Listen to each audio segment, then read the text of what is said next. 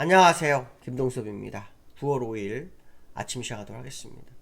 오늘 새벽에 끝난 미국 시장은 혼조세로 마감했죠. 어저께 다우가 1.5%, 나스닥 3.2% 빠진 후에 오늘은 그래도 장중에는 플러스까지 다 갔었다가 막판에 좀 밀리는 그런 상황이 됐습니다.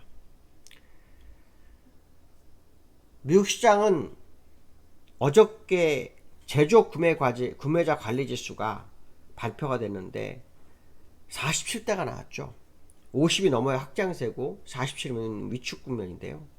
50 밑으로는 위축 국면인데요. 5개월 연속으로 위축됐다 해가지고 경기 침체 우려 이렇게 해서 시장을 끌어내리는 상황이었죠.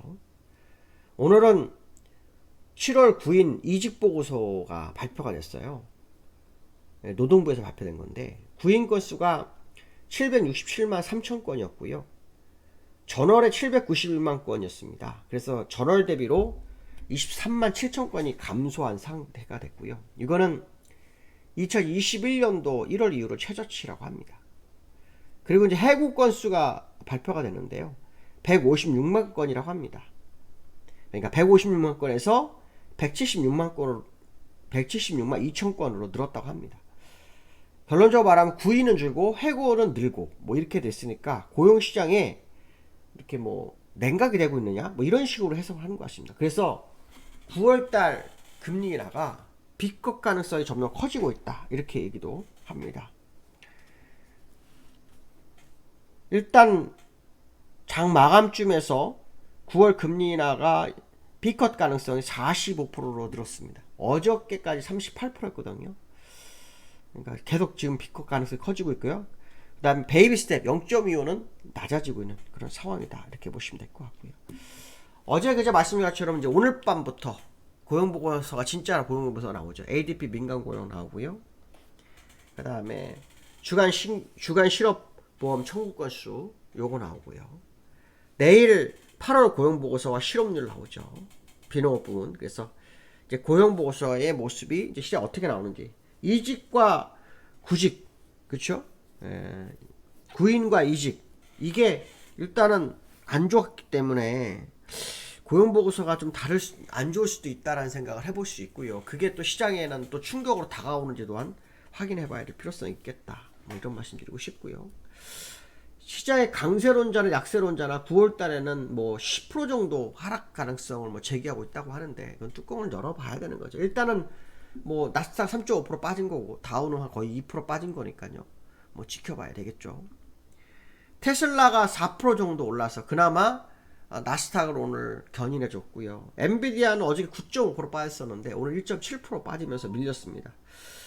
지금 그 미국 법무부에서 엔비디아에 대해서 반독점법 위반 혐의로 그 영향으로 주가가 하락하고 있다고 합니다. 반독점 위반법. 사실은 반독점법이라는 게 말이 안 되잖아요. 그렇잖아요. 사업을 잘하면은 독점이 될 수도 있는 거거든요. 이건 어쩔 수 없는 건데 그런 문제가 있습니다. 미국도 한쪽에서 완전히 다 가져가는 건 안 된다 이렇게 해석을 하는 거죠. 어쨌든 엔비디아가 실적도 좋은데 생뚱맞게 이런 재료로 막 밀리고 있는 상황이죠.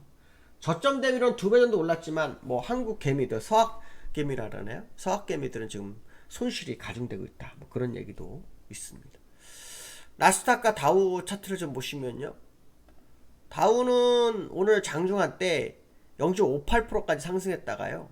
마이너스 0.23% 가졌다가 이제 강보합으로 마감한 상황이 됐고요.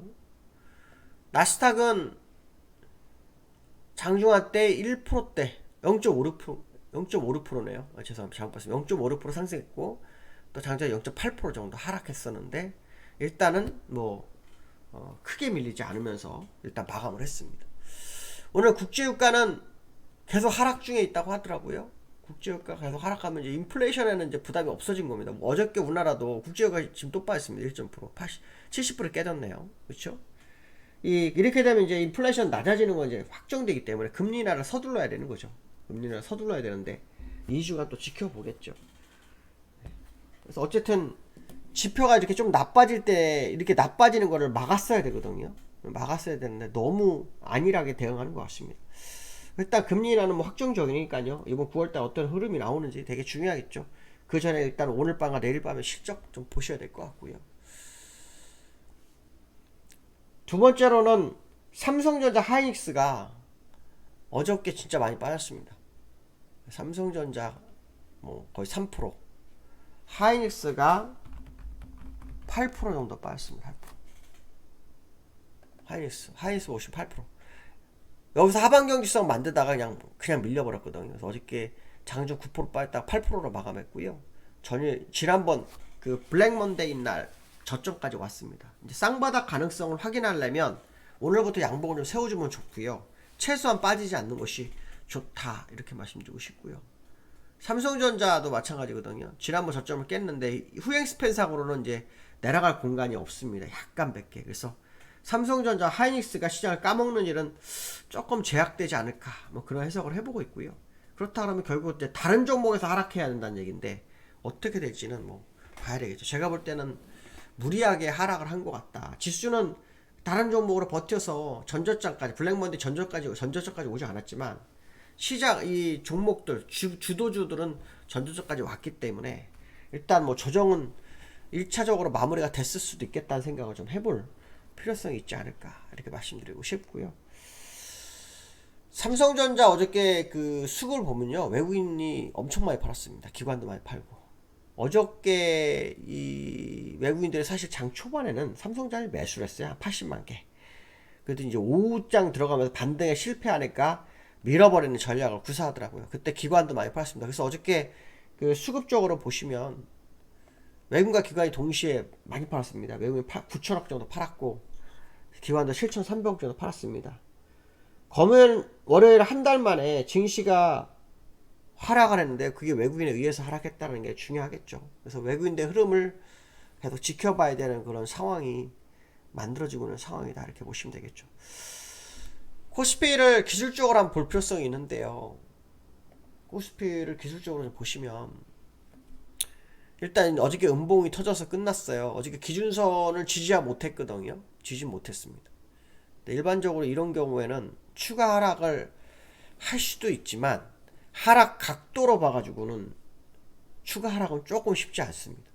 어저께 하락을 했다면 모를까요? 그렇기 때문에 오늘 반등을 시도하는지가 굉장히 중요합니다. 오늘 반등을 해서 올라선다면 상당한 기회가 있다, 이렇게 보시면 되고요. 하락을 이제 마무리하면서 반등의 기회가 있다, 이렇게 생각하시는 거고요. 오늘 하락을 한다면 좀 위험해지죠. 근데 기술적으로는 이제 이격이 일단은 뭐 없어요. 제가 볼 때는 이격이 없는데 이격이 있는지를 한번 지켜봐야 될 것 같습니다. 이격이 있는지를 한번 지켜봐야 될 것 같습니다.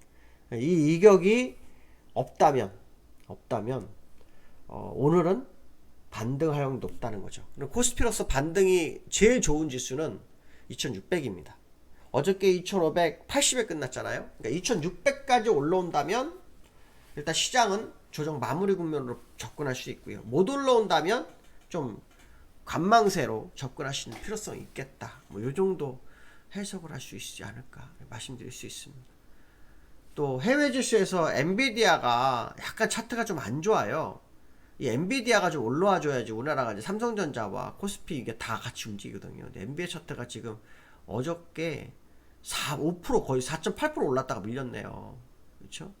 밀렸습니다. 다시 1.6%. 그래서 오늘 이게 이제 윗꼬리하고 아랫꼬리가 생긴 양봉이기 때문에 오늘 윗꼬리를 메워주는 캔들이 나오느냐 안 나오느냐 싸움입니다. 나온다 그러면 이제 조정 엔비디아가 다시 여기까지 올라오는 거죠. 122불까지 올라올 그런 상황이 됐거든요. 현재 106불이거든요. 그래서 엔비디아가 참 전 세계 시장이 가장 크네요. 특히 우리나라 삼성전자 하이닉스, 특히 삼성전자 어저께 HBM3 엔비디아 납품 얘기가 나왔었는데도 불구하고 밀렸거든요. 그래서 엔비디아 흐름도 같이 좀 지켜볼 필요성이 있겠다, 이런 말씀 드리고 싶습니다. 오늘 여기까지 하겠습니다. 감사합니다.